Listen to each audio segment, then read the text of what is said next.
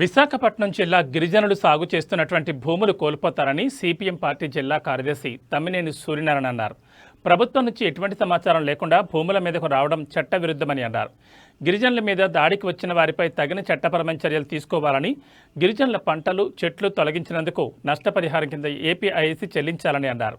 ఈ కార్యక్రమంలో రాంభద్రపురం మండల కార్యదర్శి బలస శ్రీను, మజ్జి రాంబాబు, మువ్వల శ్రీను తదితరులు పాల్గొన్నారు.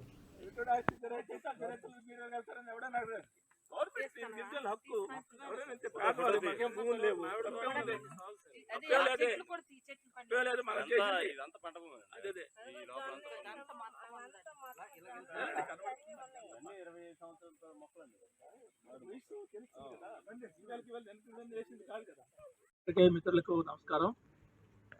రాంభద్రపురం మండలం కొట్టక రెవెన్యూ పరిధిలో గల కాకర వలస, కరేడు వలస భూములు తరతరాలుగా గిరిజనులు పంటలు పండించుకుంటున్నారు. వారికి సెంటు భూమి సొంత ఆస్తి లేని పేదలు, నిరుపేదలు వీళ్ళందరూ కూడా అరటి, మామిడి, జీడి అనేక రకాల చెట్లు పంటలు వేసుకొని, జొన్న ఇలాంటి జీవనోపాధికి అవసరమైన పంటలన్నీ వేసుకొని గత తరతరాల నుండి వాళ్ళ తాత ముత్తాతల నుండి ఆ భూములు పంటలు పండించుకొని బతుకుతున్నారు. ఈవేళ సడన్గా ప్రభుత్వం అధికారులు వచ్చేసి ఎంఎస్ఎంఈ పార్కులు పెడతామని చెప్పేసి ఆ గిరిజన భూముల్లో ఎప్పుడో ఏపుగా 30 ఏళ్ల వయసు ఉన్న చెట్లు కూడా నాశనం చేసి, ధ్వంసం చేసి, పంటలు కూడా ధ్వంసం చేసి పార్కు పెడతామని చెప్పేసి ఈరోజు అక్కడికి వచ్చారు. మరి అక్కడ పార్కు పెడుతున్నట్టు కానీ, లేదా తీసుకుంటామని కానీ, పబ్లిక్ పర్పస్ ఏమైనా ఉందని కానీ ఎవరికి ఎటువంటి చెప్పలేదు. స్థానిక సర్పంచ్కి కానీ, గ్రామాల్లో ఉన్నవాళ్ళకి కానీ, గిరిజనులు కానీ ఎవరికి చెప్పకుండా పార్క్ అని చెప్పేసి మరి మినిస్టర్ గారు అక్కడ చేశారు. మరి మినిస్టర్ గారు హామీ జరుగుతున్నప్పుడు ఇది ప్రజల కోసం ఉపయోగం కాబట్టి మరి మీరు పబ్లిక్ హీరింగ్ నిర్వహించాలి.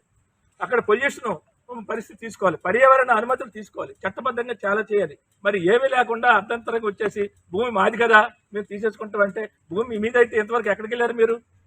దాదాపు 100 ఏళ్ల నుండి వీళ్ళ తాతల ముత్తాతల నుండి అక్కడ భూమి మీద ఉన్నారు. ఇప్పటికిప్పుడు ఎలా గుర్తొచ్చింది? మా భూమి అంటారు, మీ భూమి ఎలాగవుతుంది? 10-15 ఏళ్ళు ఉంటేనే భూమి మీద కానీ ఒక ఇంట్లో కానీ ఉంటే ఆ భూమి నాదని వీళ్ళు క్లెయిమ్ చేస్తున్నారు. ఆ భూములు చదువుతున్నాయి, దొక్కుతున్నాయి, మీ చట్టాలు చెప్తున్నాయి. మరి 100 ఏళ్ల నుండి అక్కడ నివసిస్తే మరి వాళ్ళకి హక్కు లేదా?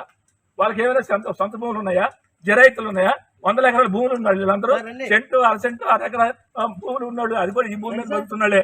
ఇంతకాలం మీరు ఏపీఐసి భూమి అంటారు, లేదా ఇచ్చేసామంటారు, ఇది గవర్నమెంట్ భూమి అంటారు. మరి ఈవేళ కాదు కదా, చాలా కాలంగా అదే భూమి మీద పంటలు పండించుకున్నప్పుడు మీకు ఈ భూమి కాదు, మీరు ఎక్కడ ఉండడం లేదు అని ఏ అధికారులు చెప్పారా? రెవెన్యూ వారు చెప్పారా? ఎవరు చెప్పలేదు కాబట్టి ఈ భూములు బాగా చెప్పేసి ఇప్పటికి పండించుకుంటున్నారు. అదేదో ఒకరోజు వచ్చి నిన్న వచ్చి మొన్న వచ్చి ఆ భూమిని ఆక్రమించింది కాదు. మీరు చెట్లు చూస్తే అర్థమవుతుంది, ఆ భూమి మీదకి వెళ్తే పరిస్థితి అర్థమవుతుంది. కాబట్టి ఇటువంటి భూముల్ని ఈరోజు తీసుకొని ఏదో పార్కు పెడతామనంటే దాదాపు 400 ఎకరాలు అక్కడ భూములు ఉన్నాయి. ఇంకా ఆ భూములు ఉన్నాయి. ఒక 180 దాకా ఎకరాల్లో ఈ పంటలు వేసుకొని వీళ్ళు ఉన్నారు. ఇంకా చాలా భూమి ఉంది. ఎంఎస్ఎం పార్క్ కావాలంటే ఎక్కడైనా పెట్టుకోవచ్చు. వీళ్ళు పంటలు వేసి ఫలసాయం అందుతున్న భూముల్ని వీళ్ళు నోటి దగ్గరకు వచ్చి కూండి కొట్టే పరిస్థితి ఇవాళ ప్రభుత్వం చేస్తుంది. కాబట్టి ఇటువంటి చర్యలు విడనాడాలి. తక్షణమే వాళ్ళు ఏ భూమి మీద ఉందో ఆ భూమికి పట్టాలు ఇచ్చి, వాళ్ళు భరోసా ఇచ్చి, అవసరమైన రుణం కూడా ఇచ్చి ఆ భూమి అభివృద్ధికి చేయాల్సిన పరిస్థితి. ఎందుకని గిరిజనులు ఏమంటున్నారు? చెట్టు భూమి లేకపోతే 4 ఎకరాలు 5 ఎకరాలు భూమి ఇచ్చి, భూమి లేకపోతే కొనేసి ఇచ్చి పేదలకు భూములు పంచుతామని ఒక పక్క ప్రభుత్వం ప్రకటన చేస్తుంది. రాజ్యాంగంలో ఏం చెప్తుంది?